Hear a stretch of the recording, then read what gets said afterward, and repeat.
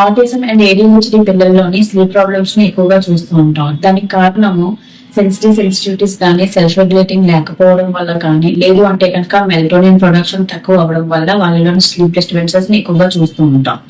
ఈ sleep disturbances కి అలోపతిలోని melatonin syrup ఇవ్వడం జరుగుతుంది.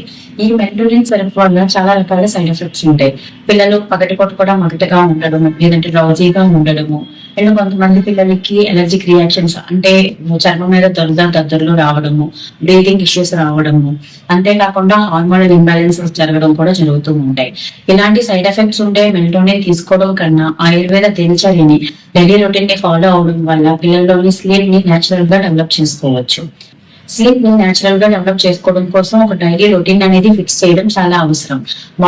రాత్రి ఏ టైం పడుకున్నా సరే ఎర్లీ మార్నింగ్ లేపడము, మధ్యాహ్నం పూట నాప్ టైం ని తక్కువగా ఉంచడము, లేదు అంటే కనుక అసలు లేకుండా ఉండేలాగా చూసుకోవడము, అండ్ ఈవినింగ్ టైం ఈజీగా డైజెస్ట్ అయ్యే ఫుడ్ ని ఇవ్వడము, స్పైసీ ఫుడ్, మసాలా ఉన్న ఫుడ్ ని ఇవ్వకుండా, అండ్ ప్రాసెస్డ్ ఫుడ్స్ ని లేదంటే షుగర్ ఐటమ్స్ ని, ప్యాకెట్ ఫుడ్ ని అవాయిడ్ చేయడం వల్ల వాళ్ళలోని స్లీప్ ని డెవలప్ చేసుకోవచ్చు.